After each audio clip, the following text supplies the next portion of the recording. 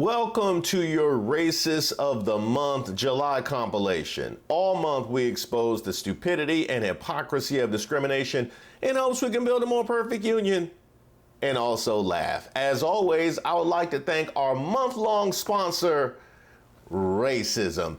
And as I'm sure you probably know, any month in which a black woman surges in the polls in her candidacy to become president is going to be a busy one for Racist of the Week. Although, to be fair, every month has been a busy one for Racist of the Week. We're going on 200 plus years. Every week has been busy for Racist of the Week. By the way, be sure to nominate who you think should be the special honoree. Yes, that person who was the racist of the whole month at the end of the video. You can drop the winner in the comments, or you can email me at ReeseWatersTips.com. By the way, I'll also probably have a poll up in the community tab.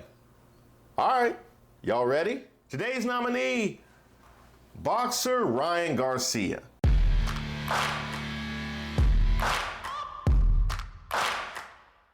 Now, Ryan Garcia has now apologized after a series of slurs and tweets became public, including disparaging remarks about George Floyd, whose tragic death in 2020 galvanized global protests against police brutality. Now, Garcia has since been expelled from the WBC, the World Boxing Council, with WBC President Mauricio Suleiman making the announcement on Thursday, citing Garcia's troubling behavior on social media as the primary reason.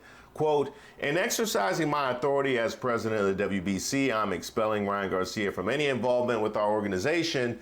We unequivocally reject any form of discrimination. I am deeply concerned for his well-being. Now, let's hit that last point. It's for that reason that I was actually somewhat conflicted about whether or not to nominate this for Racist of the Week, because he has exhibited a series of behavior that has been concerning at best. And I'm not sure of the actual conviction of his racist beliefs for that simple reason. Yet at the same token, how could I just ignore somebody saying, well, you know what? Some things are just beyond the pale. Here's a sampling.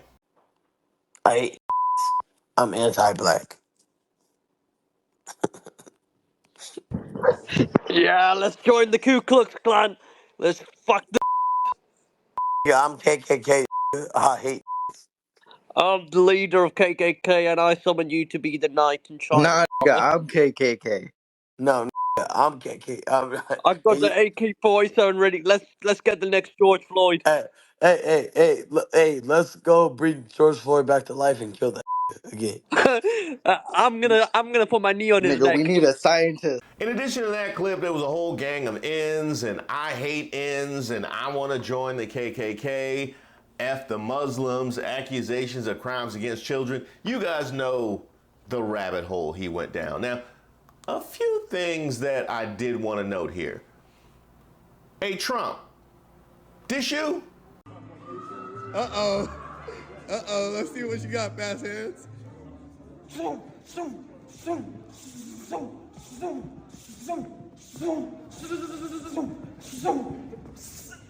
Donald Trump 2024. Ah!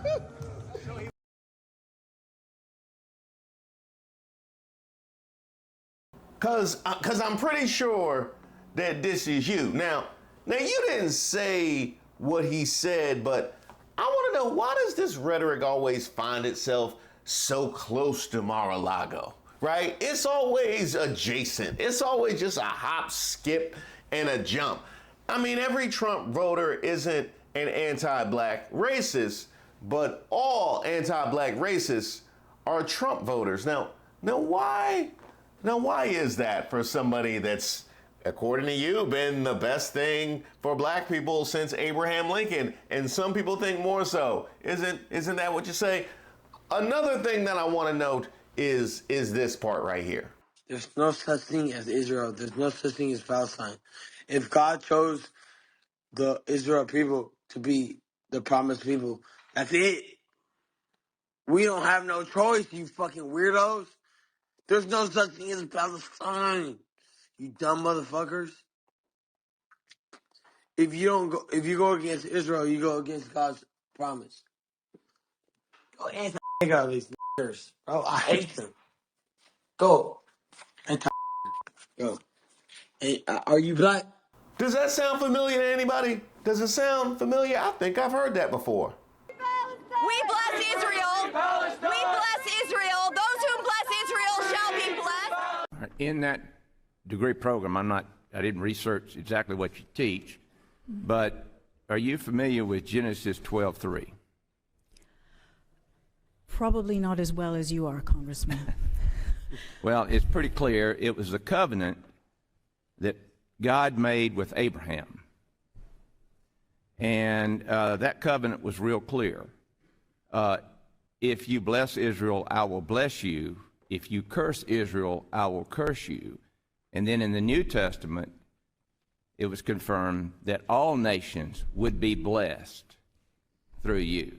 That is rhetoric coming out of the mouth of a boxer in a drunken rant exhibiting behavior so troubling he's been expelled from the WBC, yet it's also word for word the same thing that's been said on Capitol Hill by people that we pay to lead us. Now they took Ryan presumably somewhere to sleep it off after this, but Republicans raise money off of it. I think some of them need to sleep it off. I really do. I think some of them need to sleep it off.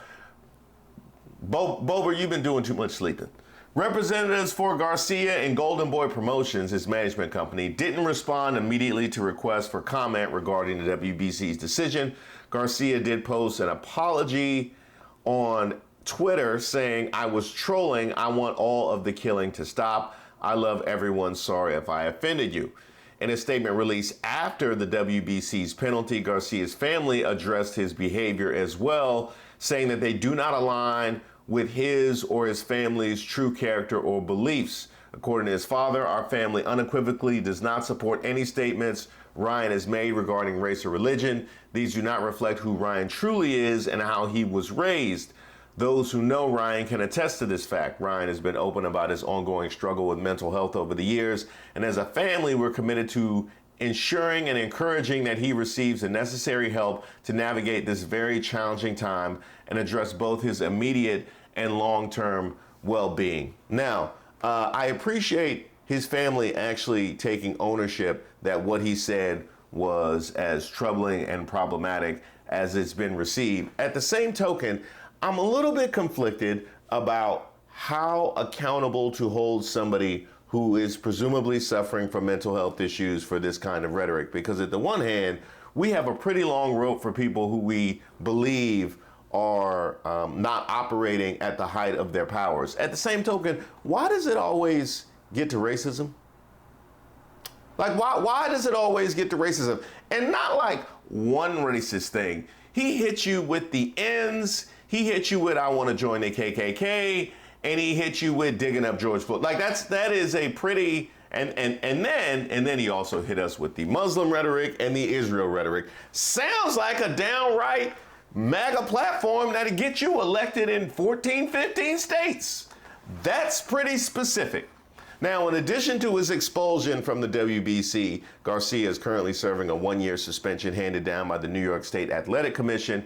This penalty was imposed after Garcia tested positive for a banned substance before his April bout against Devin Haney.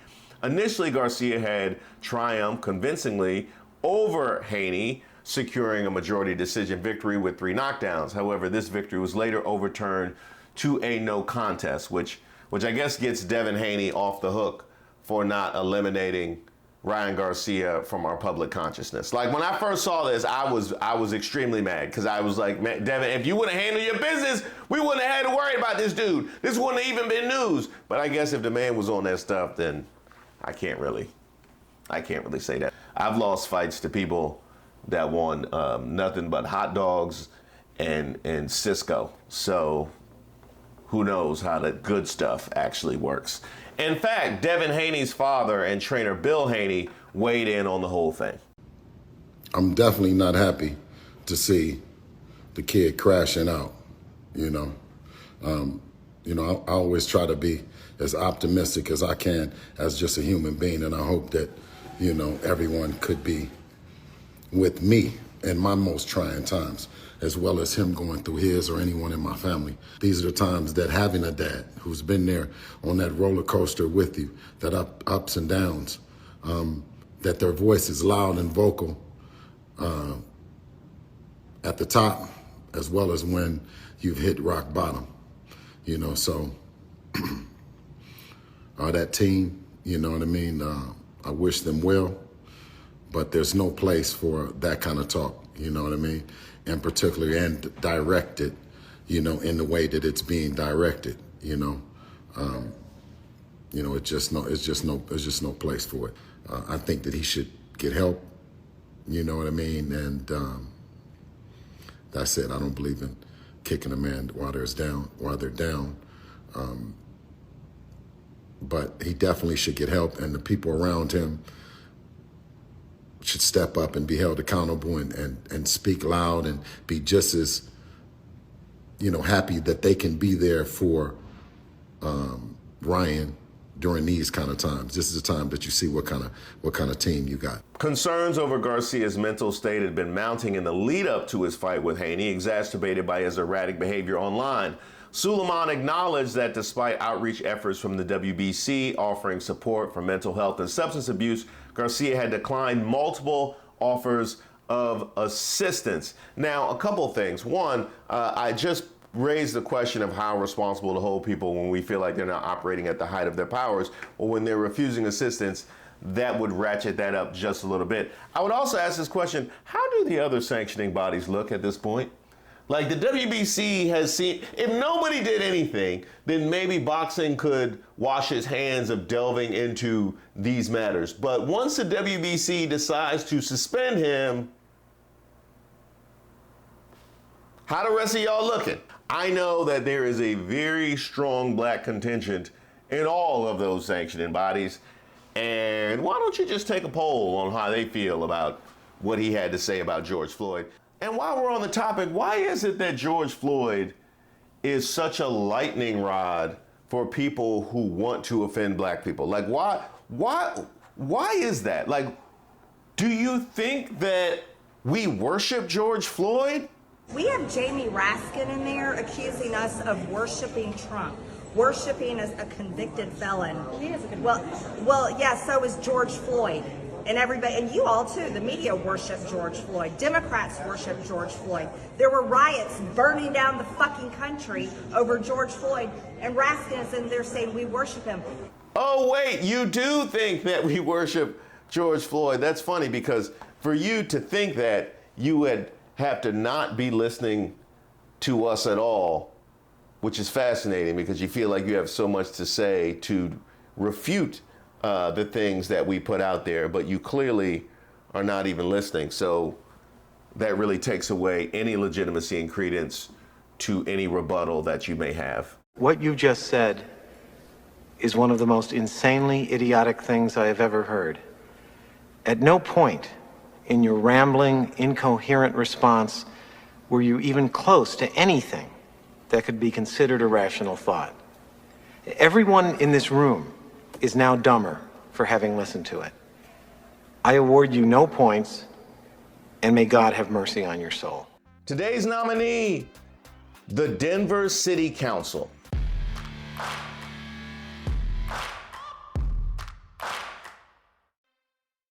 Two black elementary school children who spoke at a Denver City Council meeting faced racial abuse from a Zoom participant who called them ends and told them to go back to effing Africa.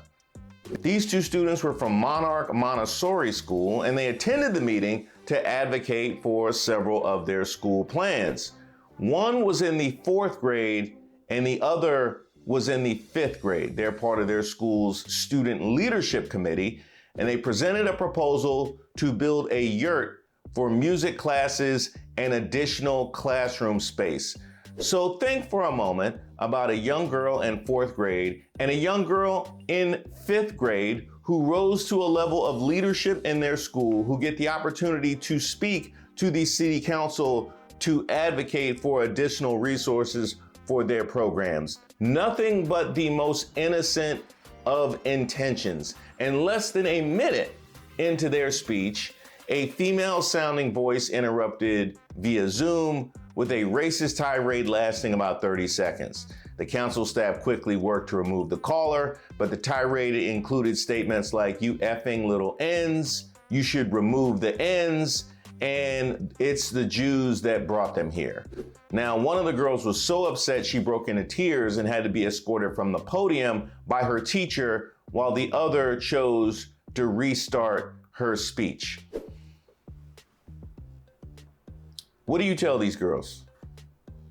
What exactly is it that you tell these girls in a situation like this? How do you make sense of something like this? As a father of a young daughter, thinking of having to educate her to some of the ways of the world, what is the lesson that you teach her in this instance? And also, it's not lost on me that this is who we are dealing with out here. People that don't have the human decency to protect small children from their ignorance. The same small children that they would have us believe are so delicate that they can't hear about Black history without feeling bad about themselves, right?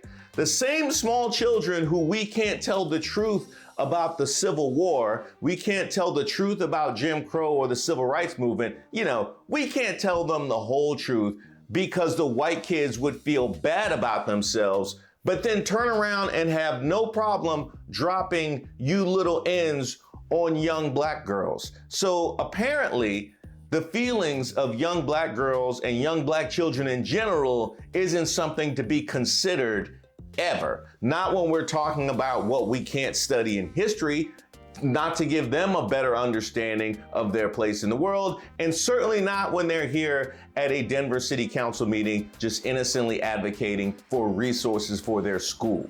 Now, Council President Jamie Torres condemned the incident, stating the words were vile, as was the character of a person who would actively seek to say these words to two beautiful and courageous young girls. These youth gathered the bravery to bring their voices to their city council representatives to improve their school and community. We honor and praise these two young voices and condemn anyone who would attack them and any other member of our community. I would second that. Now, the disruption derailed the public comment section, preventing two more Monarch Montessori students from speaking about creating safe crossing areas around their school. However, the students were allowed to give their speeches privately to council members afterwards. Some council members stayed after the meeting to offer support and speak with the families. And I applaud those council members who stayed after to offer support and speak with the family. I don't know why it doesn't say all council members stayed after the meeting to offer support and speak with the families. I don't know why you decide to leave. You know what? I think I'm good. I think they got enough support. Besides, I thought maybe the Zoom caller made some good points. So, I don't want to contradict myself by leaving the meeting. I'm also thinking about the students that didn't get a chance to speak, because I'm sure this is something that they really look forward to, watching what happens to their schoolmates and knowing they won't get an opportunity because the public can't be trusted to hear from schoolgirls. That's where we are in 2024, that this has to happen in private because we can't trust the public not to drop N's on little Black girls. Now, Giovanni Bro, the girl's teacher, expressed her distress over the incident, saying, as a Black woman, bringing these young Black students to the city council and getting them so excited was something she was doing for the first time. Seeing them so excited and having to face such behavior was excruciating. Everyone's response was jaws hitting the floor. And I really sympathize with the teacher's position, because while you thought that you were doing an amazing thing by giving them an opportunity to present themselves publicly, now all of a sudden that becomes the vehicle for them learning a very difficult lesson about the Black experience. And despite the fact that it being 0% your fault, it would be lost on me if you didn't feel some form of culpability for putting them in this position. Now, Monarch Montessori Executive Director Laura Preddy announced that the school is organizing an event with the school board to celebrate the children's bravery. Quote, I was so proud of the girls for the work they did to prepare and go before the city council to speak. To have something like that happen worries me that it could scare a young person away from engaging in democratic systems and using their voice to advocate for things that they care about. City Council administrative staff are investigating the incident, which they called a breach. Typically, public participants in city council meetings via Zoom are muted until they're called on to speak. The caller identified themselves as Charla Nash, but council administrators believe this name is fake because it matches a woman who was attacked by a chimp in 2009.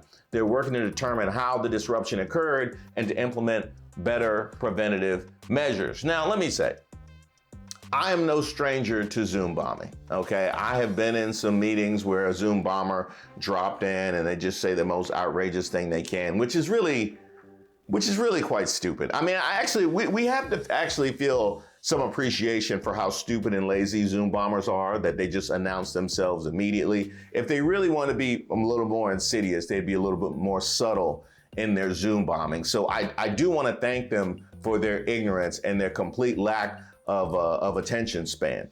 But all that I could wish on this person, they actually presented themselves by referencing Charla Nash, the woman who was attacked by a chimpanzee. So I can only hope about the ugliness that this person feels on the inside, that they would feel the need to drop this on young black schoolgirls. I could only hope for that, but then it becomes clear when you reference Charla Nash. Now, the fact that they had to endure these racist actions and words in our chamber brings us pain. That was Torres.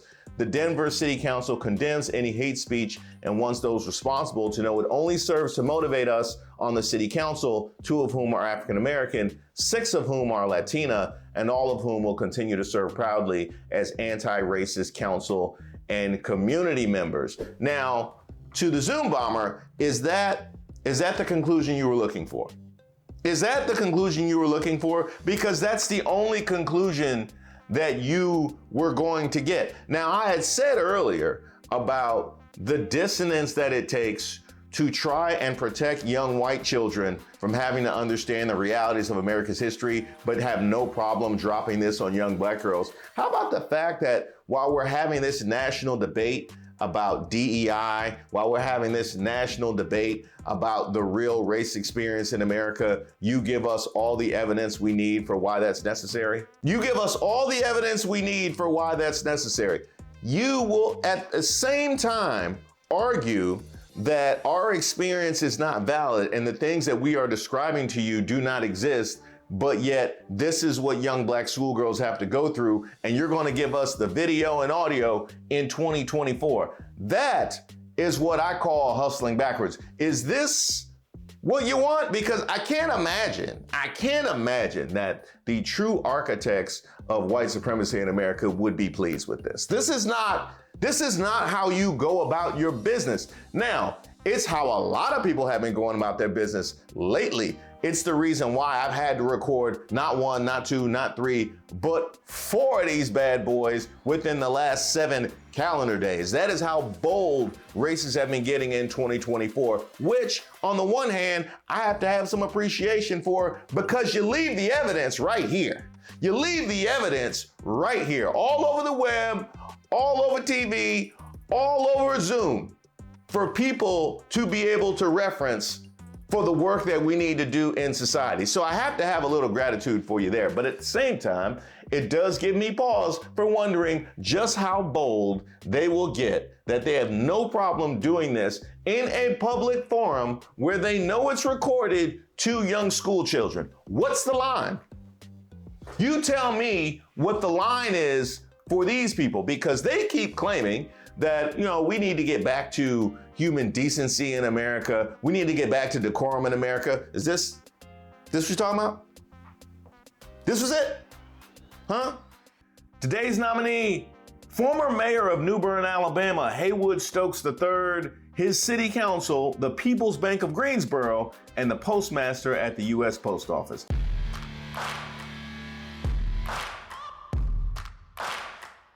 Now, those are all the people named in a lawsuit filed by a black man who won the 2020 mayoral election in the town of Newburn, Alabama, but was prevented from assuming office. He has fortunately just recently reached a proposed settlement with Newburn. Now, you might be asking yourself, how would they just prevent the man from taking office? Like, he got charges? Was the man a felon? Because, we don't allow felons to do a whole lot of things in this country, but they could be president. No, that wasn't it. Patrick Braxton is set to officially become Newburn's mayor pending court approval, marking the first time in the town's 166-year history that a black person will hold that position.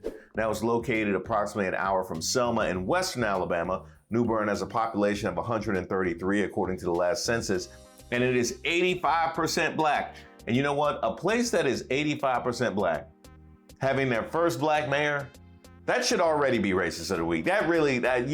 I have questions. I have questions for how something like that could happen. But you might be asking, well, why would it be racist of the week? Because this sounds like a celebratory moment. Well, it ain't. Here's where it gets crazy. Following his swearing in, Braxton alleged in a lawsuit that the previous white mayor, Haywood Stokes III, and yes, I had to check to make sure that man was white. I mean, Haywood Stokes III, that's the kind of white man that would get an invitation to the cookout just on general principle. Like, they wouldn't even look at the headshot. They were, Haywood Stokes III? Oh yeah, go ahead and send that registered mail. Braxton claims that Haywood Stokes III, white man, and the majority white city council denied him full access to the mayoral office. Braxton, along with 4 residents he tried to appoint to a new city council, along with support from the NAACP's Legal Defense Fund, filed a legal challenge to uphold the election results. Now, this is MAGA gone wild. Now you gotta file lawsuits to uphold election results. This is what they do. So it's not about who gets the most votes or who actually won the election. I guess it's just about who holds the keys. We'll hold that thought. Braxton claims that he was literally locked out of the town hall, town mail, and financial accounts used to govern the city's budget. They are treating City Hall like a landlord situation. You just gonna lock the man out like, hey, we didn't get them votes, but we got that locksmith over, so it's all good. Yeah, it's all good. I'm just gonna stay right here because I got squatters' rights now. Yeah, I got squatters' rights, so technically that makes me the mayor. They can't make me leave. And you locked him out of the accounts, which you just took all the laptops? You just raided the place like a smash and grab on Rodeo? I'm baffled. I'm baffled that these are the lengths that people will go to preserve power these days. Now, by the way, that is exactly what Trump should have done. He definitely should have changed the White House locks. I shouldn't have said that out loud. I'll probably give him some ideas. The lawsuit also alleged that to prevent Braxton from appointing a majority black town council, the defendants held a secret meeting and orchestrated a special election where only incumbents were eligible, effectively preventing any new appointments.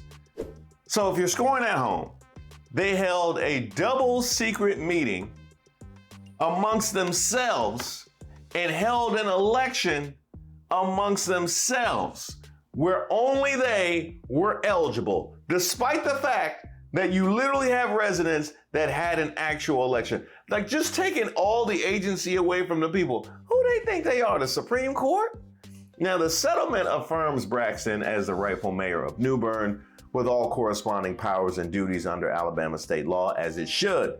By law, Braxton was the sole qualified candidate. In 2020, then a volunteer firefighter, Braxton was the only one to actually submit paperwork to run for mayor. Stokes had never filed the paperwork in the past and was always allowed to just assume the position. This is also the same scenario for the council. Let me read that last part again. Stokes, the former mayor, had never filed paperwork in the past to run for mayor. He was always allowed to just assume the position of mayor. And that is exactly the same scenario for the council. Now, I know exactly how much you love to tell people to assume the position, but I've never seen it play out like this. That is wild. So what we have here is a cabal of white men that have assumed power over this majority black town, preventing them from having any sort of say-so in their well-being. I mean, even driving Miss Daisy wasn't this offensive. Notably, the settlement actually doesn't require the defendants to admit any wrongdoing, and that is unacceptable. No.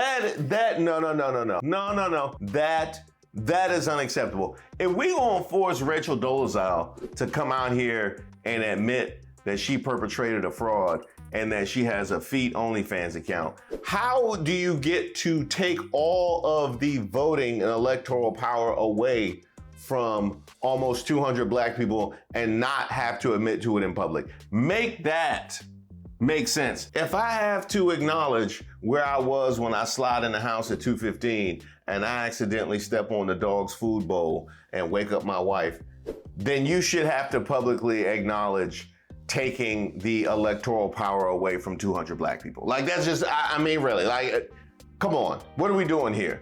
By the way, Leah Wong, an attorney with the Legal Defense Fund representing Braxton, characterized the settlement as a positive step enabling the town to move forward. She noted that despite the challenges, most black residents continue to recognize Braxton as their mayor throughout the ordeal. Now this makes perfect sense why they wanted to settle, because wasn't nobody respecting him as mayor. That's what it is. There wasn't nobody respecting him as mayor. They just put a little badge and a little sticker on his forehead and told him he was Superman, like you do that weird kid in the 4th grade. I didn't know you could even have multiple people walking around as mayors. If I was Braxton, I would just follow him around and tell people to do the opposite and just troll him until he walks off the job. Now, under the terms of the settlement, Braxton must submit names of residents to the Alabama governor for potential appointment to the town council within 14 days of the settlement's effective date. If the governor doesn't appoint council members, Braxton will oversee a special election by December 31st, 2024, alongside the regularly scheduled elections in 2025. Additionally, the town agrees to cover the plaintiff's attorney fees using town funds and will undergo an independent audit of its finances, agreed upon jointly by Braxton and Stokes. Now, here's where they got me messed up.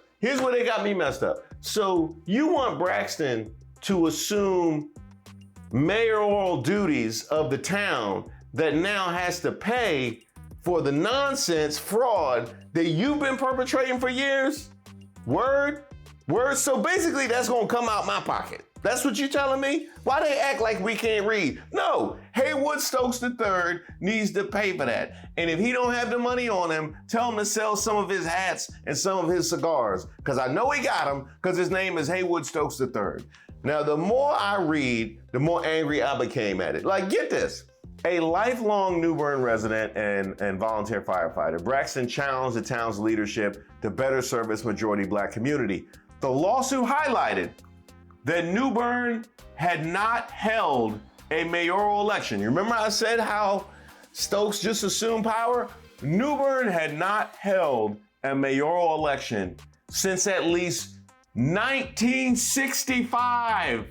1965. Despite changes in demographics and voting rights laws, they haven't had an election since the Voting Rights Act. Yes, as soon as the Voting Rights Act came out, they were like, oh, not my darkies, mine not voting. I tell you that. We gonna find a way around that civil rights. I tell you that. That's exactly what we gonna do.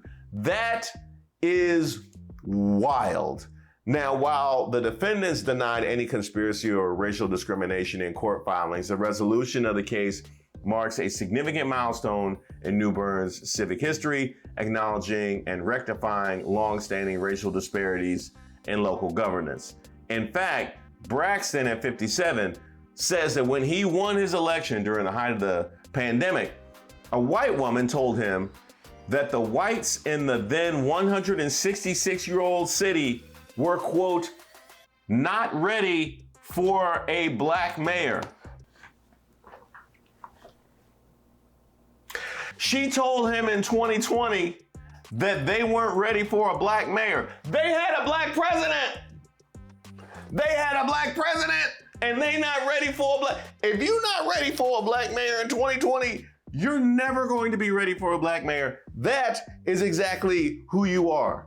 Emmett Riley III, a professor at the University of the South, put it perfectly, saying, quote, it is a clear case of white people attempting to seize and maintain political power in the face of someone who went through the appropriate steps to qualify and run for office, and by default wins because no one else is qualified. And you know what? I would have to agree.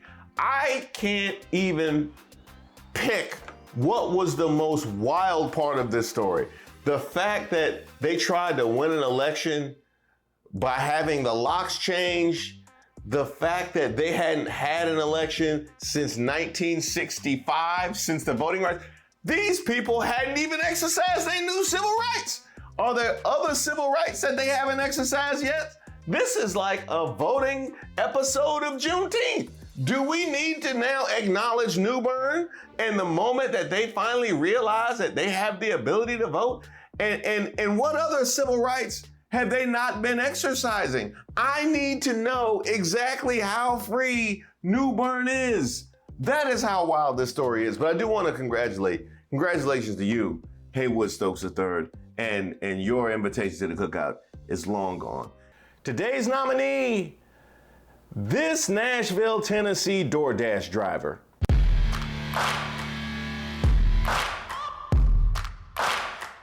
Now, we've heard of driving while black, walking while black, jogging while black, biking while black. So it's no wonder sometimes it's just easier not to leave the house while black. But now even DoorDash is a problem. Christina Derrica uploaded the following video from her Ring camera from a recent delivery.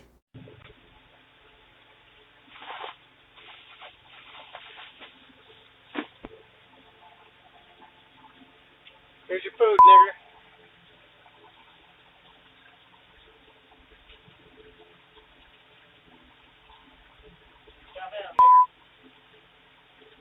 Now, why did it sound like he was talking to a pet or something? Like it just came right out like that was just the normal thing for him to say. An unidentified man approaches the door of her Nashville home and says loudly enough for the audio to be clearly captured by the Ring camera, "Here's your food in." He later repeats the slur as he's walking away. Now I have a number of questions. The first being, how did you sandwich taking a photo confirming your delivery with two ends?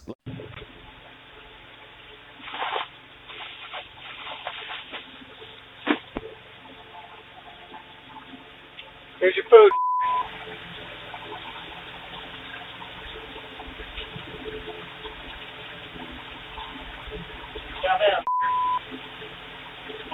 I don't understand how you manage to be professional in the midst of being completely unprofessional. Like, you are capturing footage that you made the delivery while ignoring there could be footage of you making the delivery. Like, that is the most baffling. Like, you clearly have shown an awareness of the power of photo and video evidence while ignoring that it could possibly be a thing while you casually drop in.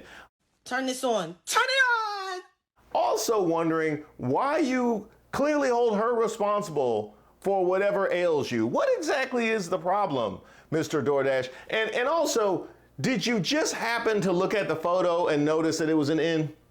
Like, did you know it was an in the whole way that you were driving and you just built up and you just couldn't take it anymore? Because it didn't sound like it. It sounded like you had more than enough time to know that you were delivering it to an end, and you just had to make sure that you knew that she knew that you knew that she was an end. Why? She also, by the way, after all of this, because apparently she had as many questions as I had, she called out the company in an additional post saying to fire him immediately. Well, in a letter Derrica also posted to her TikTok, DoorDash confirmed that the driver had been fired and apologized for the incident. So I guess that's Uber Eats' problem now. Yeah, that's gonna be on Uber Eats. It's gonna be a rise in slurs over on Uber Eats, and we know who is to blame. They continued, DoorDash did, saying, please know that the type of behavior you described has no place on the DoorDash platform or anywhere else and is a violation of our safety policies, I want to assure you that we have investigated this incident and taken appropriate action by removing this dasher from the platform. And that is right. That dasher apparently will have a very bright future on Airbnb, where that kind of thing is tolerated. Good on DoorDash, by the way, but we do know that he isn't the only one out there, right? He couldn't possibly be the only one because it was way too casual. In fact, just from researching this story, I found this.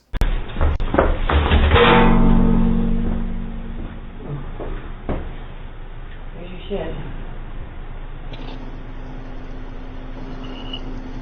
Where's your shit? Come get it.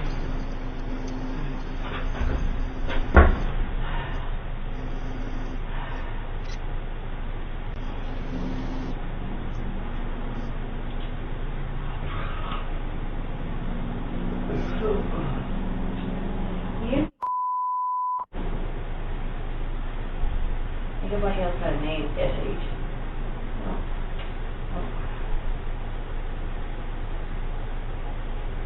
SHB.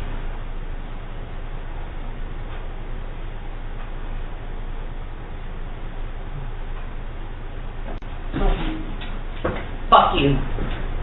Whereas the first gentleman was the casual, detached racist, this is the other end of the spectrum. This is the emotional racist, somebody who clearly either holds this end or maybe all ends responsible for her lot in life, which is as sensible as her just laying down in somebody else's stairwell was, I suppose.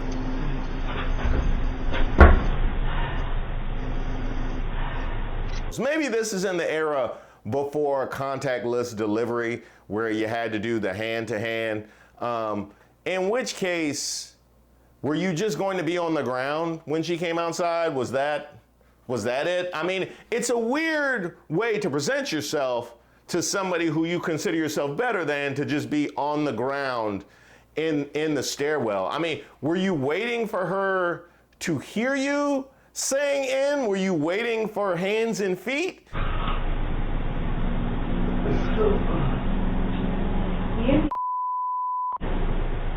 It kind of sounds like you were waiting on a confrontation by virtue of the fact that you were just freely saying it while she could have presented herself at any moment in time, but you were clearly unprepared for hands and feet by virtue of being on the ground in the stairwell. And why am I trying to make sense of this woman's behavior? Actually mad that she didn't want to come out. Like, what were you going to do? Just be there lurking in the stairwell? After years of discrimination, we do have cameras, as the first gentleman found out, and as you also found out, as she was also promptly fired and probably replaced by the first guy. Actually, now that I mention it, it's kind of like a circle of life, like circle of races kind of thing. You can only discriminate for so long before we decide to use photo and video evidence to our advantage. Now, the takeaway for us is even food delivery is treacherous for black people in 2024. Now, fortunately, these two were too dumb to stay undercover, but it is a very good reminder that we have to be vigilant. And it's one of those extra things in our backpack of luggage and baggage that we have to carry around with us all the time, is if we are in an establishment and they're serving food or drink and the attitude is a little bit off, probably trust your instincts on that one. Now, there is some good news in all this, however, because I mentioned in the beginning, walking while black in the open. Well, fortunately, we had a judge who was acquainted with the notion, and he's not even black, the kind of ally that we need. This is Judge of the Harris County, Texas Criminal Court at Law number 5, David Fleischer. Zion Abiola. Mr. Abiola, you're charged with 2 cases. You're charged with evading arrest. You're also charged with unlawful carrying of a weapon. On both of those cases, you're facing up to a year in jail and or a $4,000 fine. We're going to do probable cause. You have the right to remain silent. Anything you say can or will be used against you. You have the right to have an attorney present. If you cannot afford one will be appointed to you, sir. Okay. Judge, on May 30th, 2024, officers observed 2 black males walking out of Bedford Place Homeowner Association Park, which is closed after sunset.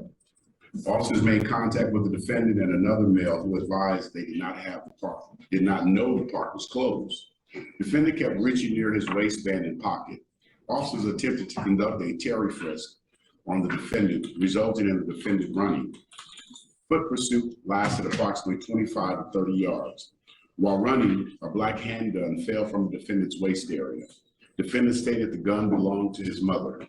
Officers recovered a Glock 23, loaded with 1 bullet in the chamber and 7 in the magazine.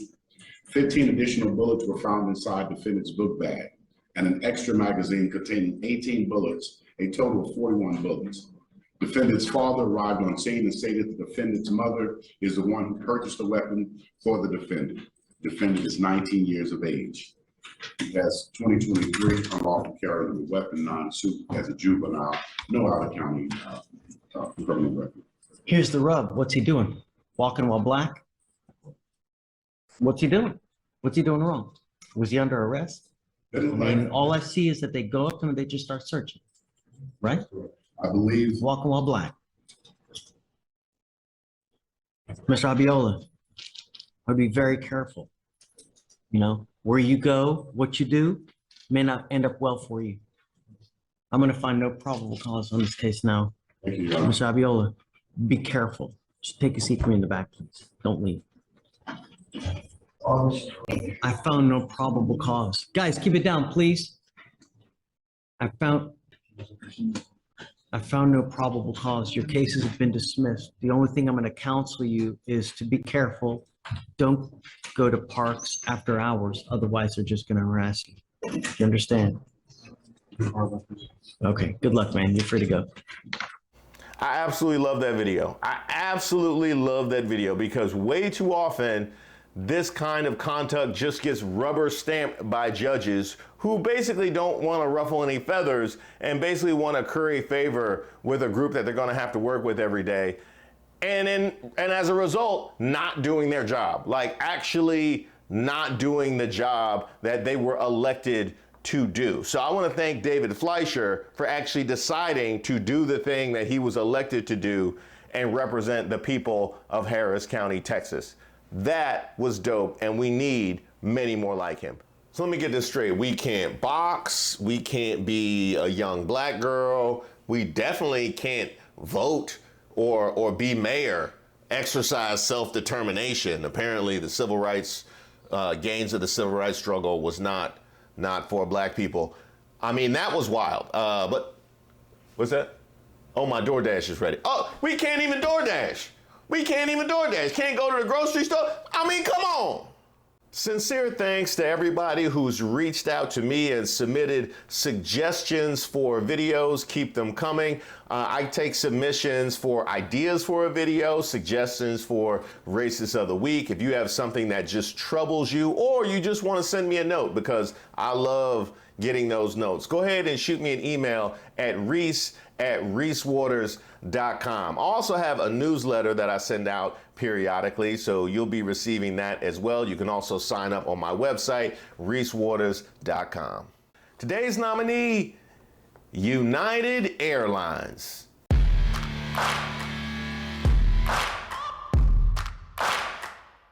Now, I just want to flash back to a prior episode of Racist of the Week where American Airlines was featured in this exact space.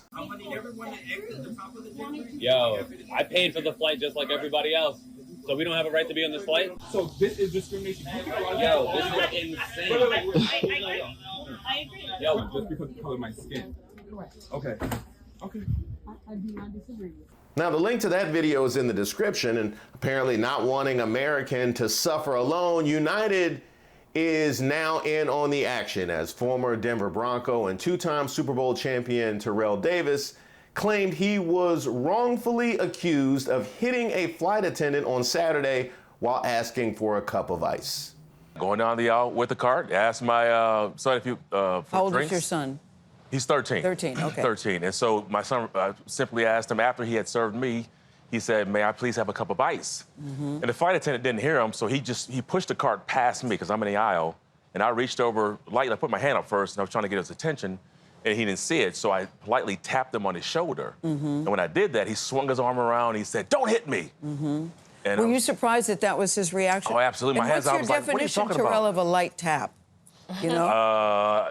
That's I'm tapping my wife the same way I tapped him, just to get his attention. Terrell Davis's children were excited about their California vacation when their father was unexpectedly handcuffed and removed from a United Airlines flight. You know, he rushed to the front of the plane. He left the cart there. But I didn't think anything of it. Like, okay, whatever. He had his little moment there, but... Did other passengers say anything? Yeah, one passenger in front of me turned around and said that you didn't hit him. He said, "I saw it. You didn't hit him." I was like, "Yeah, of course I didn't hit him." And so I thought nothing of it. That was it. So when did you all realize there was a problem?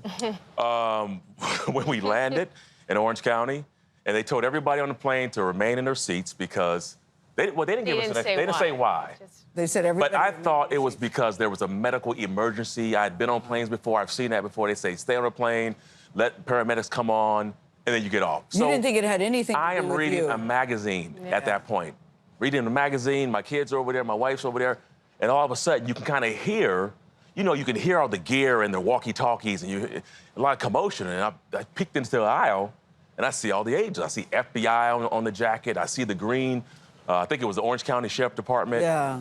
And they were walking back toward the plane, and as they get closer to my seat, they come straight to me. And the agent walks up to me, and he leans over, whispers, "Don't fight it," and put the cuffs on me. Davis, by the way, is still waiting for a direct apology from United. The incident occurred Saturday at the end of a flight from Denver to Orange County, California. Davis summarized everything on Instagram.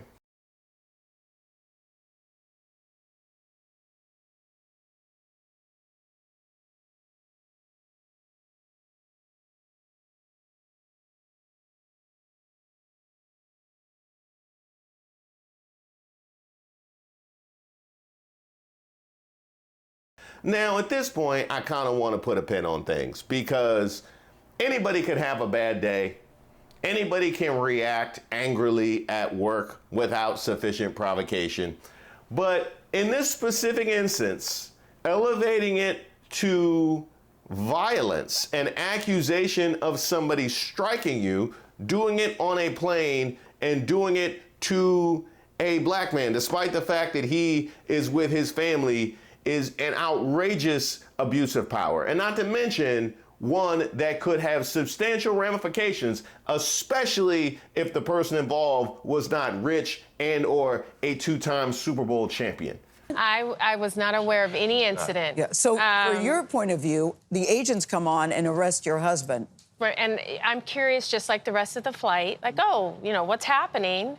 And I see them go straight to Terrell and put him in handcuffs. And I jumped up and I said, wait a minute. And I said, what are you doing? Like, what? And I kept asking Terrell, I said, is this a joke? Like, are you joking? I thought, like, what else could it be, right? Yes. This is some cruel practical prank he's pulling on me. No. And you just have all these emotions going through panic. And your children, you have 3 children, ages what, and what? Our boys are 13 and 11, and they were seated next to Terrell, and our daughter is 9. After Davis was taken off the plane, we were just left to fend for ourselves on a flight with everyone staring at us. Now, here is a point where I want to go back to something that was said earlier, where he talked about the effect on his family. You have the mental and emotional effect on his family, which could be longer lasting and is much more significant. You have the actual direct effect on his family, the fact that they removed him from the flight without any understanding of how that was going to affect their situation or where exactly they were supposed to go or what exactly they were supposed to do. I would also like to point out the fact that this is something that apparently happened before the flight, which means that this flight attendant had ample time in order to calm himself down and correct his story of the sequence of events. I don't want to hear anything about this is something that got out of control. I don't want to hear anything about this was something that was reactionary. Apparently, there was ample time for this to have been corrected. Later, during questioning, it was rightfully determined by the agents that this flight attendant was inaccurate in his accusations, and the agents profusely apologized, Davis wrote. United Airlines has removed the flight attendant from duty while we closely review this matter. Well, they apologized. And they said that, listen, if I needed anything, they were there to help. But they realized that what the guy had said. And the biggest problem for me was that the intent of the flight attendant. When you went up there and made that call, your intent was to destroy me, right? And I didn't do anything to him. We never had any conversation. And you all were trying to go to Disneyland. We were going on vacation. I mean, there are so many layers to this story. Yeah. The company said in an email on Monday evening. Now, it's clearly not the kind of travel experience we strive to provide, and we have reached out to Mr. Davis's team to apologize, said the email. But Davis said they've not reached out to me to apologize. They've reached out to my attorney, but I haven't heard from them directly, and so that, to me, is a problem. And I would agree, if that's something that I happen to go through, I don't want to hear about you reaching out to my attorney. I need you to holler at me. A similar refrain as I had in Wisconsin with Mr. Matt Eady and him reaching out to the attorney of the superintendent that he handled as opposed to the man himself in order to claim that it wasn't racism. I've never known to need an attorney in order to defend you from accusations from racism. Oh.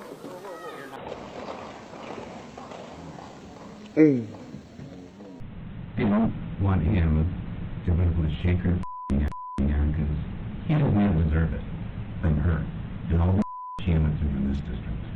I'm not aware of allegations where Dr. Briggs, anything to your daughter specifically. No, it wasn't him specifically.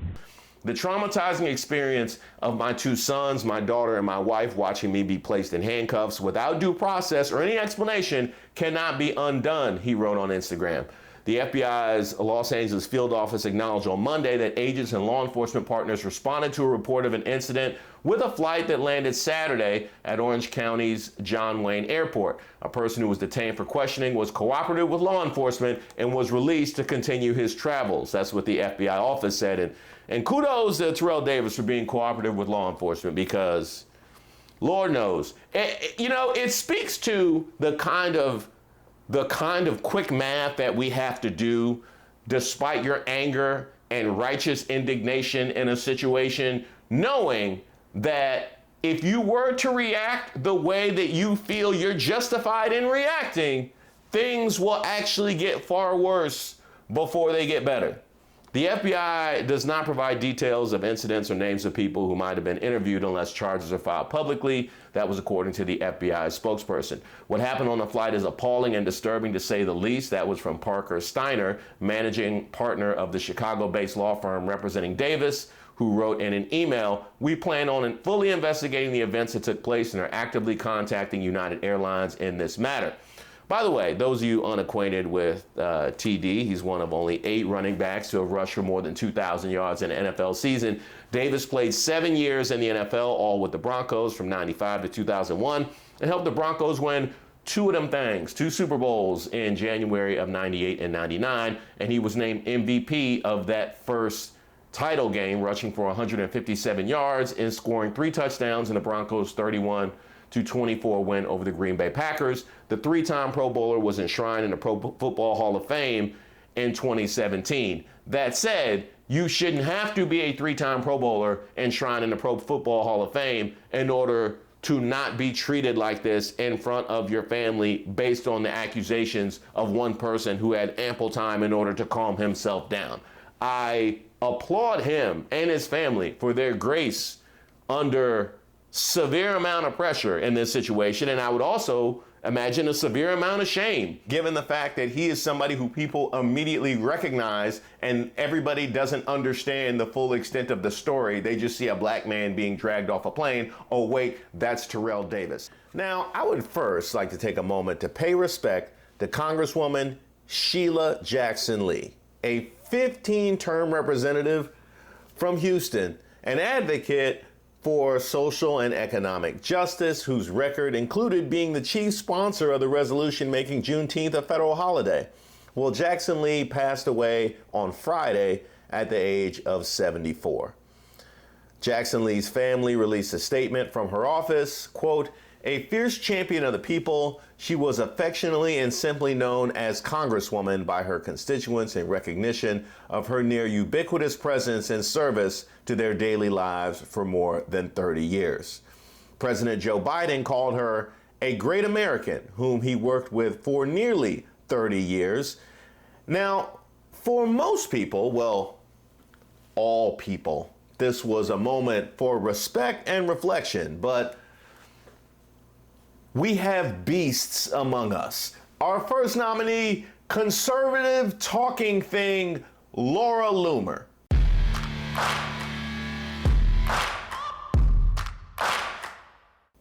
In the wake of Sheila Jackson Lee's death, she saw fit to post this.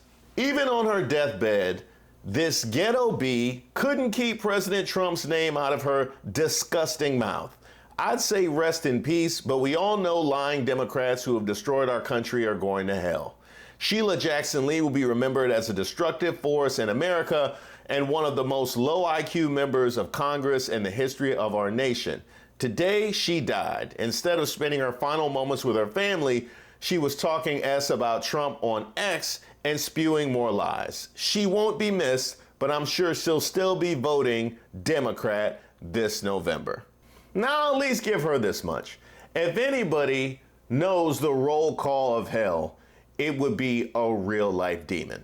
Now, I do find it to be fascinating, the fact that she called her disgusting mouth, she called her low IQ, and of course, she led with ghetto B. I wonder, what is it about a 15-term congresswoman that somebody she would cross the street if they crossed paths on Capitol Hill or literally anywhere in America would call her a ghetto bee? What is it about Sheila Jackson Lee that made you say she had a disgusting mouth? You said she had a disgusting mouth. So I guess this is what a mouth is supposed to look like, but this is a disgusting mouth. I wonder what it could be about Sheila Jackson Lee that made you assume that a 15-term congresswoman was low IQ. See, this is what happened. It must have been spell check. It must have been spell check because she went with ghetto, which she really meant DEI. That's what she meant. We using DEI now for black. I think it's just a failure from top to bottom. I think she was a DEI hire, and I think that that's what we're seeing. We're not using ghetto no more because you got a nominee who's in between marriages and children who got cases. You have congresswomen who's in between children and marriages and got cases. You had Kid Rock headline the RNC. Oh no, we don't mean ghetto. We don't mean ghetto. We mean black. And to you, Laura Loomer, and you would know this if you were actually interacting with real life people instead of the ghouls and goblins that you're generally surrounded with, you would know that they're using DEI now. I'm just telling you that to help you out. They're using DEI for black now. It's not ghetto. No, ghetto is that's very 90s, early 2000s way to insult a black person. We're not doing that. Now, when this whole thing came to light, she wanted to make sure that people understood that she, in fact, was not celebrating Sheila Jackson Lee's passing. So she posted this gem. I never celebrated the death of Sheila Jackson. I simply spoke the truth and said she was a major Trump hater and a destructive politician who was full of hatred and rage towards Donald Trump till the day she died. I stand by what I said. Everything I said is true. I will always defend President Trump from attacks by low-life Democrats who are only in office because of their skin color. There you are. There you go. There's your DEI. Being dead doesn't change the fact that Sheila Jackson Lee was a piece of S and a terrible congresswoman who spent years inciting violence against Trump. This is not the same as celebrating her death. The only thing I'm celebrating is the fact that Donald Trump survived an assassination attempt, praise God, that was inspired by the Democrats, and it is looking like an inside job. I meant what I said about Sheila being a ghetto bee.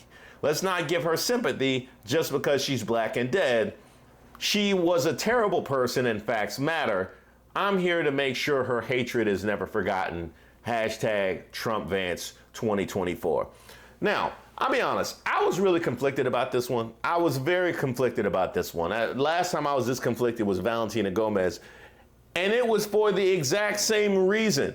So many of you guys sent this in to me, but it is clear that attention is the very goal. So even by dragging her, I am giving her the thing that she so desperately wants, and why not? This is somebody that I would roll my windows up if she was standing in the median as I merged into traffic.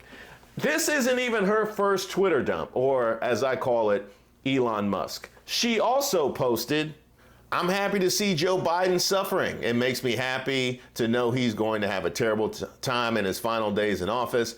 I'm happy his wife gets to watch him rot away like the trash pile he is and always has been. Today is very satisfying for me. Don't ever forget what Joe Biden and his enablers took away from all of us. Biden doesn't deserve any sympathy. He's a twisted, sick old man, and that's how he'll be remembered when he's gone." And if you recall, back when Hunter Biden was convicted, she found a way to make it about herself attacking Joe Biden's dead ex-wife.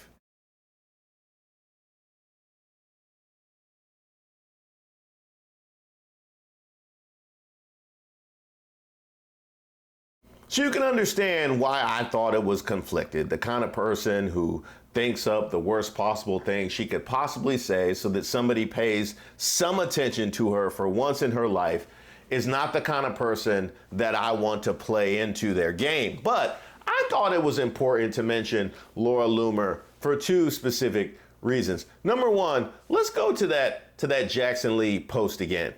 Yeah, scroll down to the bottom. That's right, hashtag Trump Vance. Make sure you blast this far and wide, because we aren't the ones extending her 15 fangs of fame. It is the right wing. Go ahead, put her on the podcast, bring her to the conventions, make her the literal face of MAGA.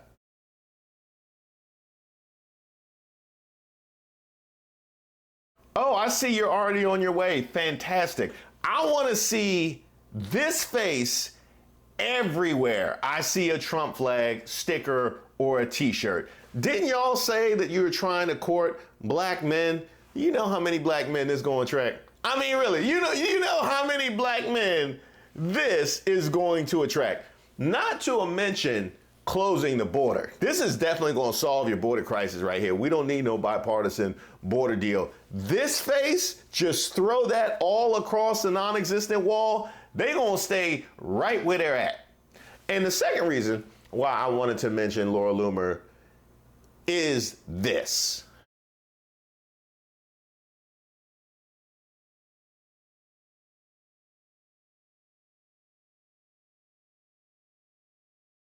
You see what all that hate does to you? You see how it affects your skin?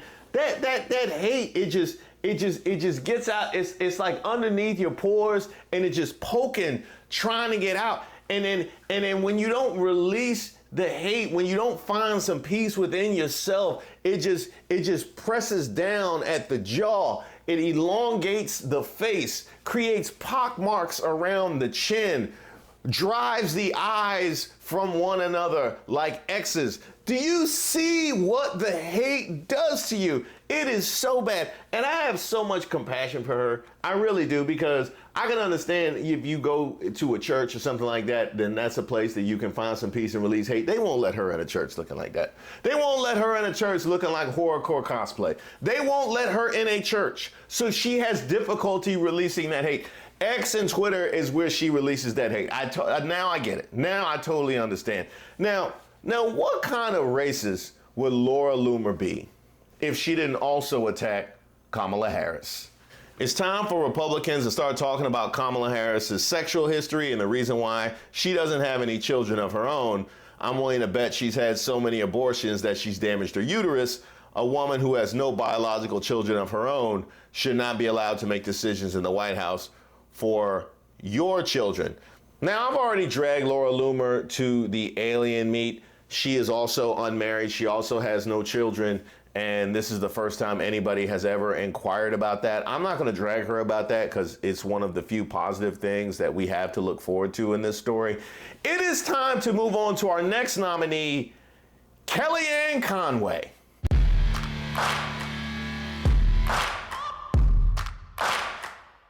Who had the good sense to go on Fox News airwaves with this take.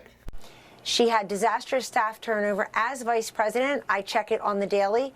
Her public schedule, gentlemen, rarely has anything on it, or one or two things on it. She does not speak well. She does not work hard. All right, so she doesn't Kellyanne, inspire let me anyone. ask you. And she should not be the standard bearer for the party. Yes, sir. She doesn't speak well and she doesn't work hard. Anything else you want to go with? She doesn't speak well. She don't work hard. She lazy. Her breath smell like watermelon. She be eating Popeye's biscuits with no drink. Is there anything else that you want to get off your chest?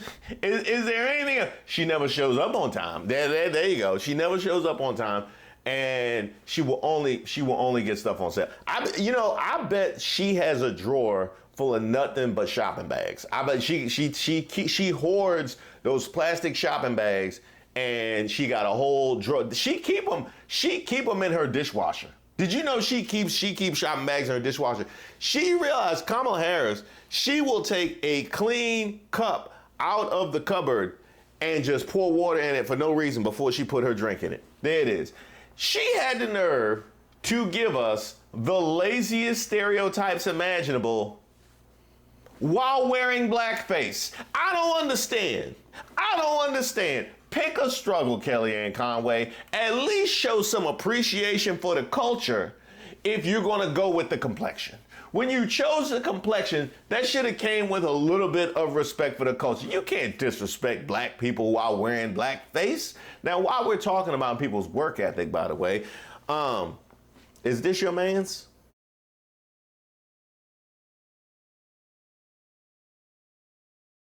Because it looked like it's your man's. It looked like it's your man's. By the way, is this you?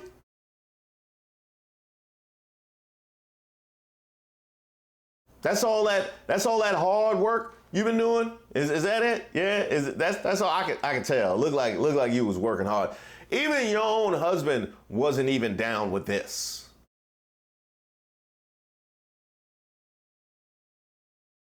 Hey, George Conway, ain't you supposed to be keeping her occupied? Yeah, man, keep her occupied. You be all over CNN and MSNBC. Look, you got one job, and it's keep Kellyanne Conway away from cameras. Which brings me to my last nominee, Megn Kelly.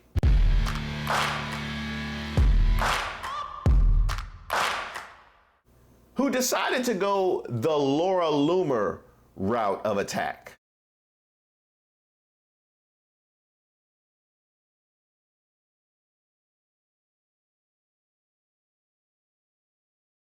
Now, the reactionary thing to do would be to go back at Megn Kelly. Because I am a woman, an adult human female. Because for far too long, I failed to see the harm and therefore helped cause it. To the women and men who helped open my eyes, thank you. But in this case, I don't want to do that because I am so grateful that she did this. I'm so happy Megn Kelly did this because if she hadn't, I wouldn't have known she allegedly had an affair with Brit Hume.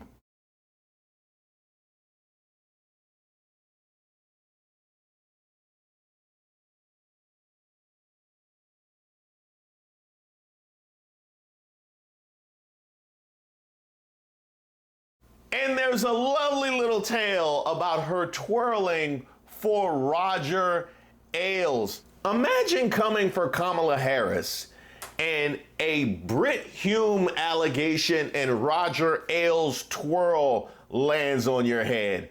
Thank you for coming. Brit Hume, look, a lot of people have slept their way to the top, but they picked much better candidates than Brit Hume. They had a much better time doing it than Brit Hume. I can tell you that right now. That's like me sleeping to the top with Ann Coulter and Laura Ingraham.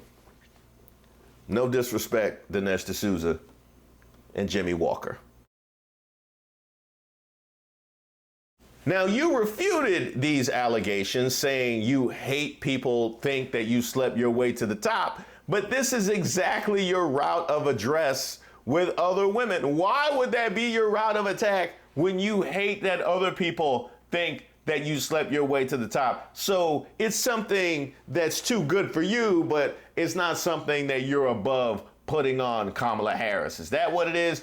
I also want you to take note that we have 1, 2, 3 women. Okay, well, 2 women and Laura Loomer that chose to slut shame Kamala Harris.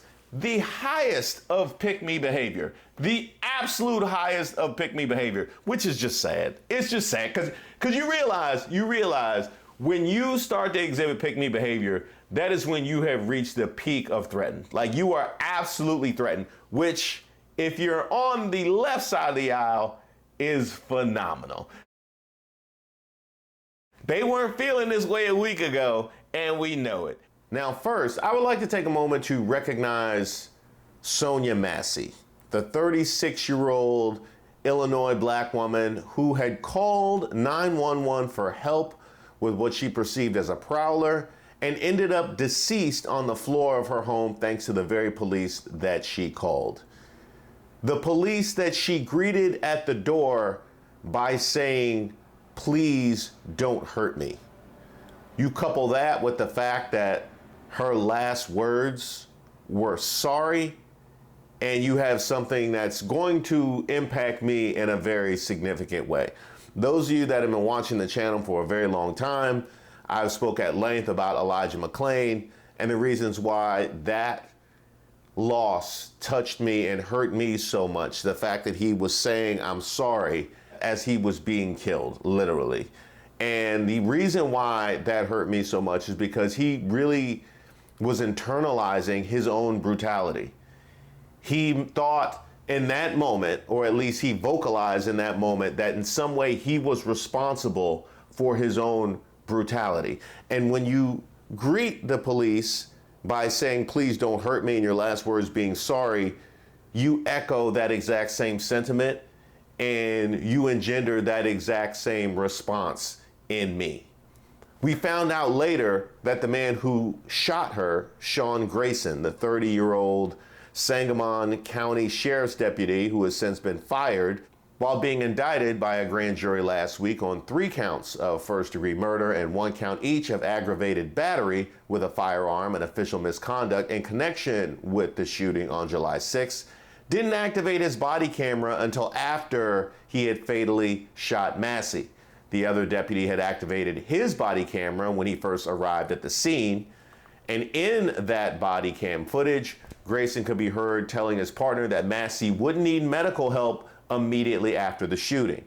Grayson later goes to his vehicle to get his own medical supplies, and when he gets back to the house, he asks if there's anything he can do, and he's told no, to which he says, "All right, I'm not even going to waste my med stuff then." This was a man who records show worked at 6 different law enforcement agencies in 4 years after being charged twice with a DUI in 2015 and 2016. Now, just the first part of that, having worked at 6 different agencies in 4 years, would be disqualifying for a lot of jobs that require a lot less competence than walking around with a gun and a license to use it. Somehow, working for 6 agencies in 4 different years wasn't a red flag for this man to give him a license to kill. Not to mention the fact that you couple that with the DUIs and you have a man who I can only wonder why he was deemed to be qualified to walk around with a badge and a gun. There's also the fact that, according to Sonia Massie's family, they were initially told that her death was self-inflicted. They were told that this woman had taken her own life in the initial accounts from the police. So I have to ask, how many times do we have to have the initial reports from the police completely contradict what comes out later in footage or what the official report becomes before we stop taking these initial reports as gospel?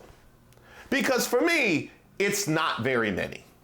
It's not very many at all. If you have a friend, if you have a relative, if you have a coworker who tells you something that is repeatedly proven not to be the case, how long would it take you to stop taking what they say as gospel? I'm not even saying to assume what they're saying is a lie. There's a long way from assuming what they say is a lie from assuming what they say is the truth. I'm saying in that space in between is the ability to not receive the information they're giving you as necessarily exactly the way it went down. Our refusal as a country, okay, our refusal to move off of taking what they say as absolute gospel is why we are continually in this place.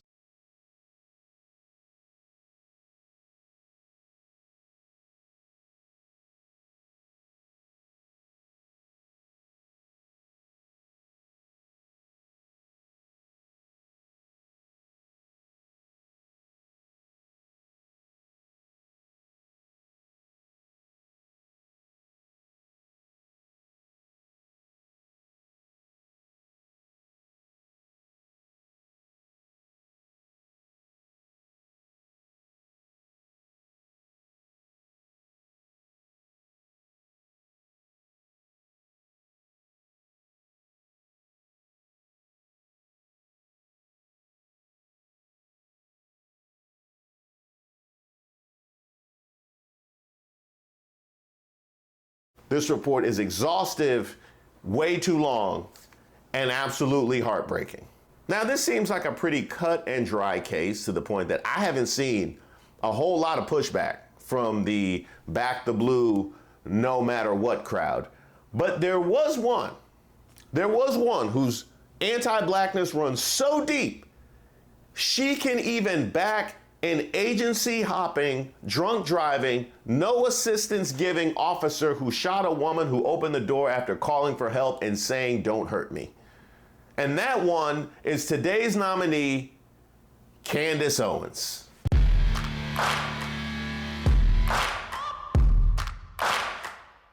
Okay, roll the clip.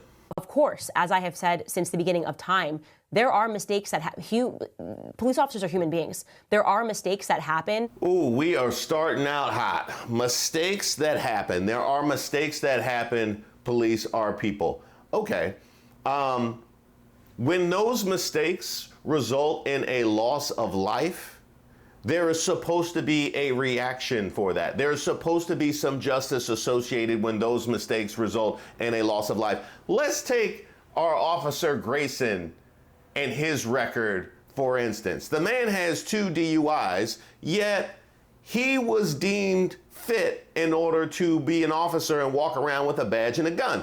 Now, if those DUIs had resulted in loss of life, I don't know that to be the case. I believe that our criminal justice system is built to have some bend when there is a loss of life. There are mistakes that police officers are human beings. There are mistakes that happen. Some mistakes are not equal to other mistakes. I also find it fascinating that at no point is there ever mistakes happen and that's applied to the person who got shot. That's never applied to the civilian who meekly opens the door saying, "Please don't hurt me." We can't make mistakes. But the people that are trained to handle these situations,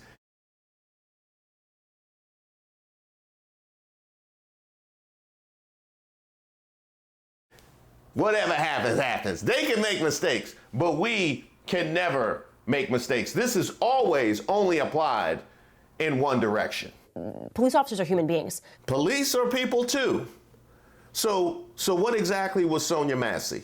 the idea that now you're going to use this situation, and all the usual suspects are already involved, we know that Attorney Crump is already involved, to then try to make Black Americans believe that this happened simply because she was Black is pointedly ridiculous.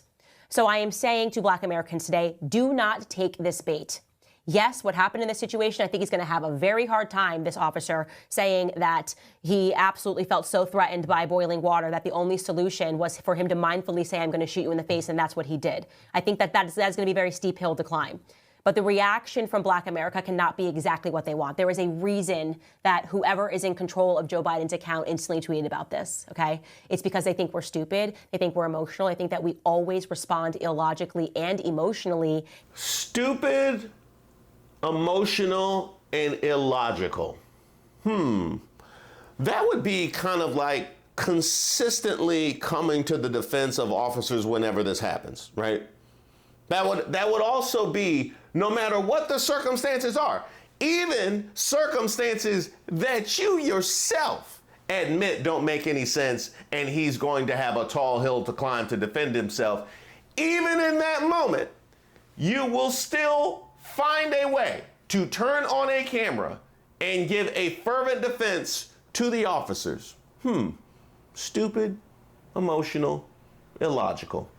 That tracks. There is a reason that whoever is in control of Joe Biden's account instantly tweeted about this, okay? It's because they think we're stupid. They think we're emotional. They think that we always respond illogically and emotionally, and that it's an easy way for them to shore up votes by saying, oh, look, forget that we've destroyed everything around you and that we got you to burn down your neighborhoods, burn down your neighborhoods in 2020. And then obviously stole a bunch of money because none of that money actually went to making your neighborhoods better. This is amazing. This is amazing. Absolutely incredible. So it was Joe Biden, it was the Democrats, it was the people looking for criminal justice reform. They were the ones that got you to burn down your neighborhoods. So it wasn't your pushback to wanting to be seen as a whole person that created the frustration that boiled over in 2020. It was the people doing the pushing. It was the people wanting us to feel like whole human beings. I would love to see that math. I would love to see that math. Look, another video, and this means racism is back, and vote for us because we're going to show you how emotional we are. And that's exactly what Joe Biden did. He tweeted this on the heels. He wrote, Sonia Massie, a beloved mother, friend, daughter, and young Black woman, should be alive today. Sonia's death at the hands of a police officer reminds us that all too often Black Americans face fears for their safety in ways many of the rest of us do not.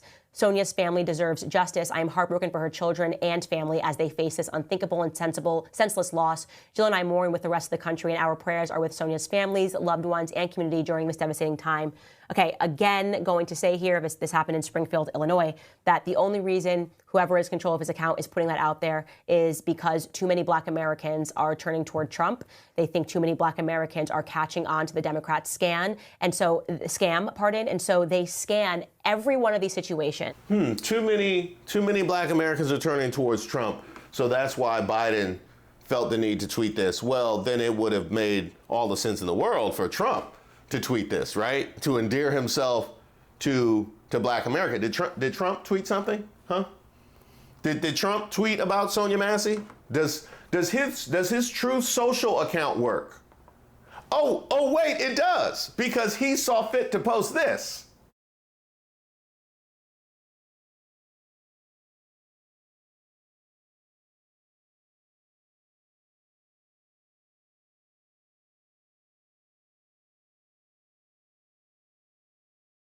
Oh yeah, he had time to post this, but he didn't have time to post about Sonia Massie. That's weird. I would say that's weird, for somebody that obviously is receiving so much love from the Black community to further entrench himself, that he wouldn't have posted that because he surely finds a way to exploit other crimes. I mean, let this have been a migrant. Let this have been a migrant. Let this have been an immigrant. Or anybody vaguely brown. You know how fast he would have posted about that? Because that fits his narrative. Yeah. Hell, he would have posted about this if Grayson was dusty enough. They think too many Black Americans are catching on to the Democrat scam, and so they scan every one of these situations and they leave out the hard facts. And the hard facts are that if you examine this just based on a percentage rate, white Americans unarmed are more likely to be shot and killed by police officers in mistakes, shot and killed by police officers in these correspondences than Black Americans. That is a fact. It is an inescapable fact. There's no way to examine the statistics and not come out with that understanding, okay? And they don't want you to know that. Who told you that, Candace? Huh? Who told you? Was it the Heritage Foundation? Was it Patriot Front numbers and stuff? I need to know who told you that. They don't want you to know that because it's patently false. I will give you this against my best judgment. I actually went and did some research. Black people, who account for 13% of the U.S. population, accounted for 27% of those fatally shot and killed by police in 2021, according to Mapping Police Violence. Now, how you get from 13% of the population to accounting for 27% of those fatally shot and killed by police and still say that white people are statistically more likely to be shot and killed by police. How you do that math? Now, I will give you this. If you want to now account for police interactions, right? If you want to account for arrests and the frequency and propensity that Black people have for encountering police, then those 13 and 27 numbers get a whole lot closer. However, that would be to hold the Black community responsible for the over-policing of their own neighborhoods. Is that what you want to do? Huh? Is that what you want to do to make your numbers look better? Is to hold Black people accountable for their own over-policing. That would be like holding you accountable from getting fired from the Daily Wire. So what? I happen to agree with your side of things when it comes to how everything went down. Hey, the facts is the facts, and the numbers is the numbers. And I would also like to add that that blanket immunity that Trump touted that he was willing to give police officers would come into play in a case like this, where a guy with 2 DUIs who has hopped with 6 different agencies can open the door to a woman saying, "Don't hurt me," and not render aid after he shoots her in the head. This is the kind of officer Trump wants to make sure walks away scot-free. We're going to give our police their power back, and we're going to give them immunity from prosecution. So they're not prosecuted for doing their job. Today's nominee, it ain't a new one, Donald Trump.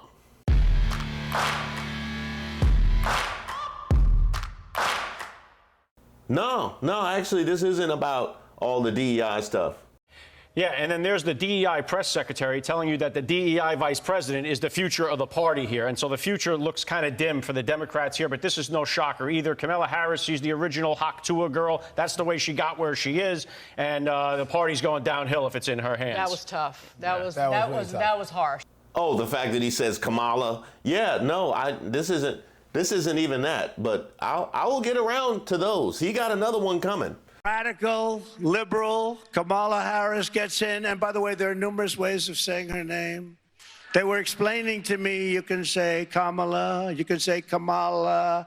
I said, don't worry about it. It doesn't matter what I say. I couldn't care less. If I mispronounce it or not, I couldn't care less. No, I got a notification on my Boost Mobile.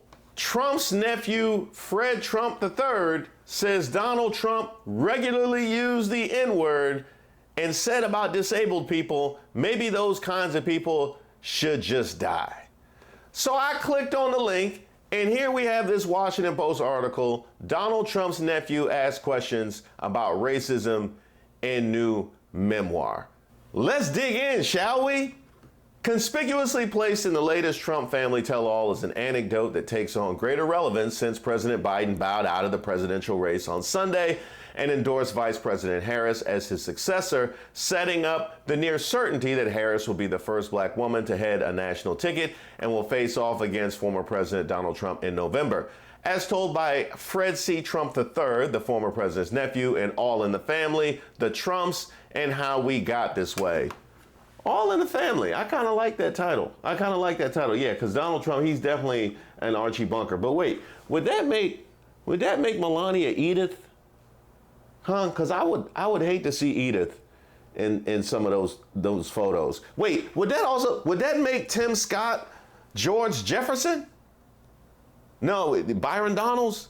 Huh? No, you know what? No, we're not going to disrespect Weezy like that. No, we're not going to disrespect Weezy. I like the title at first, but then it doesn't work for the blacks. But then again, very little about Trump world works for the blacks, and that is why he's a nominee for Racist of the Week.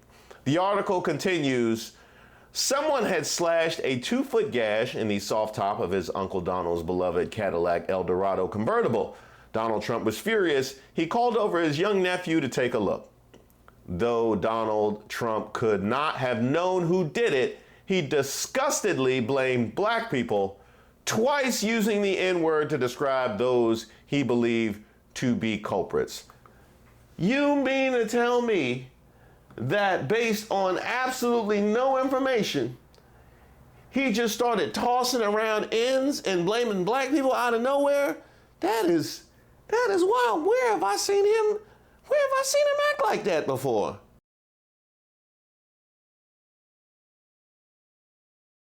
I knew that was a bad word, Fred Trump, who spells out the pejorative in full in his book, recalls thinking at the time. Fred Trump's vividly detailed recollection of that day, which he writes took place when he was a preteen in the early 1970s, when Uncle Donald was in his mid to late 20s, prompts him to ponder whether his uncle was a racist. The author cuts his uncle a bit of a break, noting that in those days, people said all kinds of crude, thoughtless, prejudiced things. He also did some equivocating, hyperbolically writing that in one way or another, maybe everyone in Queens was a racist then. Well, I will give you this. The 1970s was a wild time. But Queens is also a wild place. I don't know how much has changed. Fred's inclusion of the anecdote would have had much greater punch if he could have shown a pattern of racially inappropriate remarks by his uncle and private family encounters. After all, he writes at great length about the many and frequently toxic Trump gatherings he attended with Uncle Donald over the years. He dedicates an entire chapter to race and throws out enough examples to make it clear he leans towards yes when it comes to the question of racism in his family, but he doesn't quite say it directly. Now, we get into all of these specific references of racism that Fred puts in the book. I just wanted to put a pin in this right now, where we have a presidential candidate where his family leans towards yes when debating, is he racist? How is this where we are in 2024? How is it? I don't recall Mitt Romney or George Bush, either one of them, or John McCain, anybody in their family being like, I think he's racist.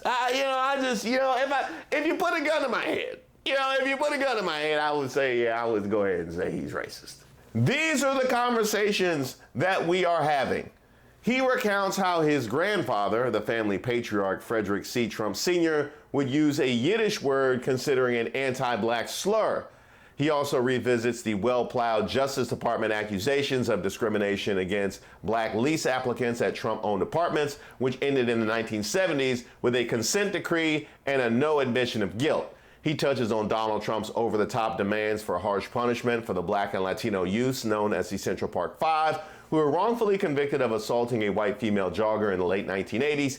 He even dips back to the 1920s to recount the lesser-known incident of his grandfather being arrested for failing to disperse at a Ku Klux Klan rally. This is so much evidence, it would have to be a 2-part episode of Law & Order. Like, they couldn't fit all this. They couldn't fit all this in that one segment in Law & Order. In fact, if I was watching, I'd be like, this is too much evidence. Like, they really hit me over the head with this. Who wrote this one? Who wrote this? You don't need all that evidence to convict. You got all that evidence. Why you wasting my time with everything that happened before this? Also, how come Rollins been with everybody but Tutuola? I'm going to need Donald Trump's black friends. That means Tim Scott. That means Byron Donalds. That means Ben Carson. that dude with the process who was singing him happy birthday. Happy birthday to you. Happy birthday to Trump. Happy birthday. The dude with the ends for Trump t-shirt. I support Trump against this corrupt two-tiered justice system. The black dude on Fox News. Number one, she has not had her record exploited heavily because people thought and marginalized her. She'd rather address in the summer a sorority, a college sorority. I'm gonna need y'all to answer for this. How do you explain your support for a man with this litany of history? I mean, I just need to understand. I just need to understand how you make sense of that in your own head. I made sense of it in mine. I know where you're coming from. How could this have happened?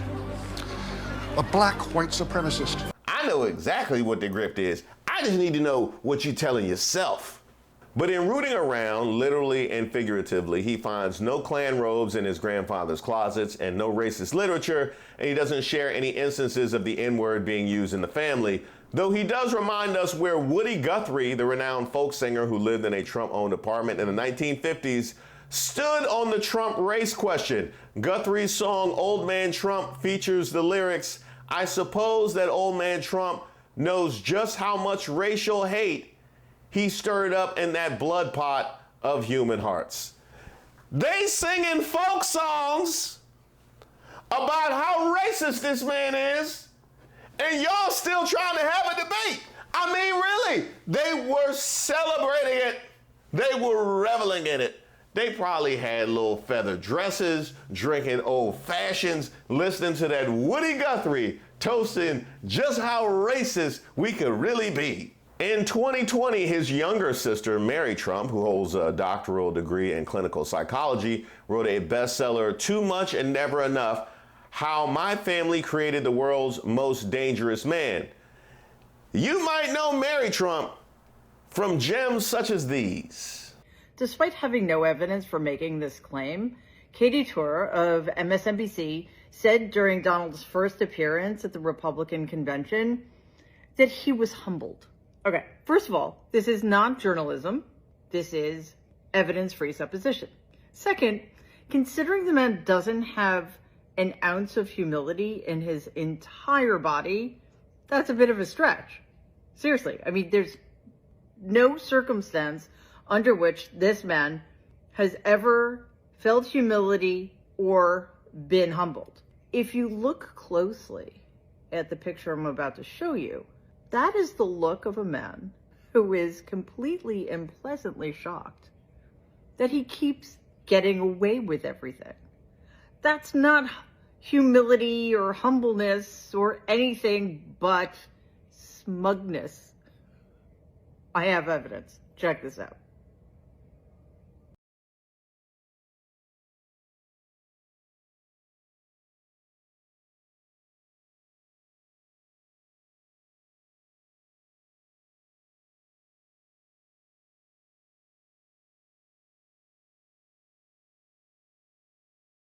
Wait, did that just say a couch?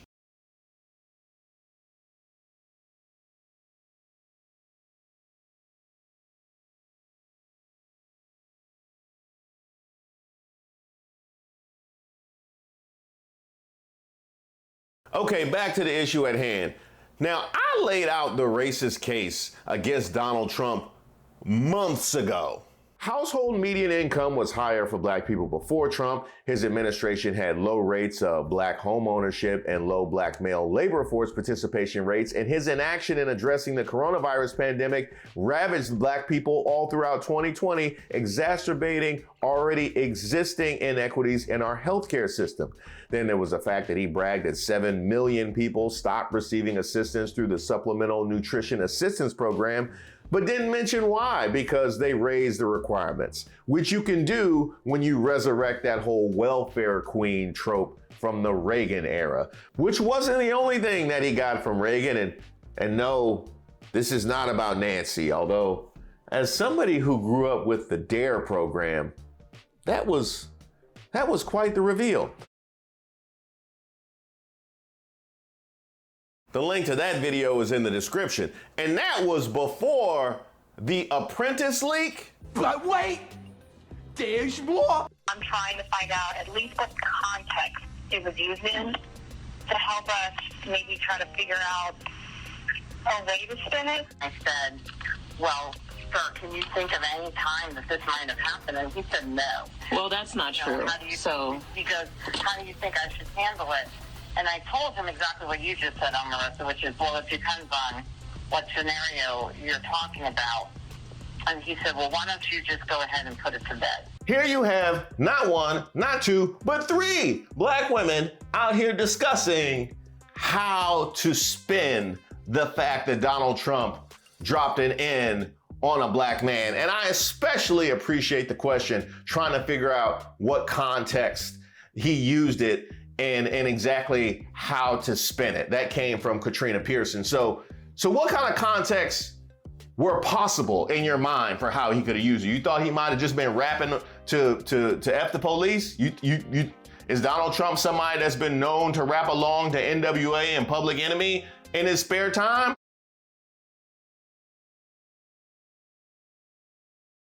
And this story. And yet y'all still want to make excuses. Hey, Black Lives MAGA, right? Now, as bad as this was, the blurb actually gets worse for Donald.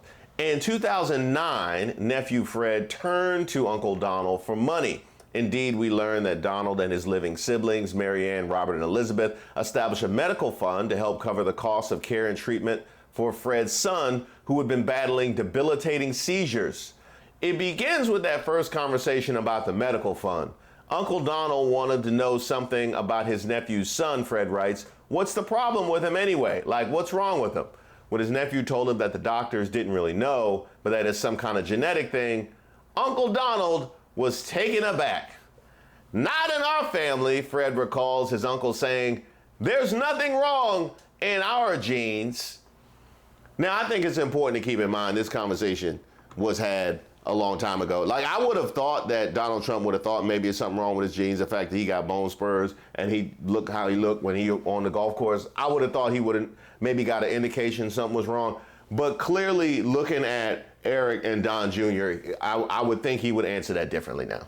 Like, I definitely think Eric and Don Jr. really opened his eyes to the reality of those genes. But what's interesting and somewhat unexpected is that Uncle Donald, whom Fred had essentially accused of stealing from him and his sister, turns out to be the most generous contributor to the fund, the only sibling who consistently pumped money into it. And yet, Fred also remembers a moment of great cruelty when he once reached out about the cost of his son's care. I don't know, Uncle Donald told him. He doesn't recognize you. Maybe you should just let him die and move down to Florida. Wow. Donald Trump speaking that way about his own family who is suffering.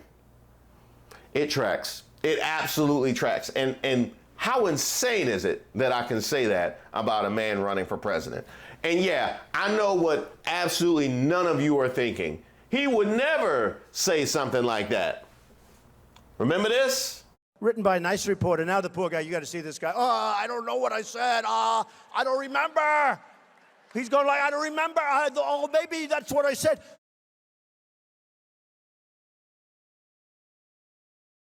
Because I do. And the winner is, that's for you to tell me. Let me know who you think should be the racist of the month. Drop it in the comments or email me at reese@reesewaters.com. And look out for that poll in the community tab. Of course, moving forward, it's going to get busier between now and November. That's all I know. I mean, either way that goes, it's going to get ugly.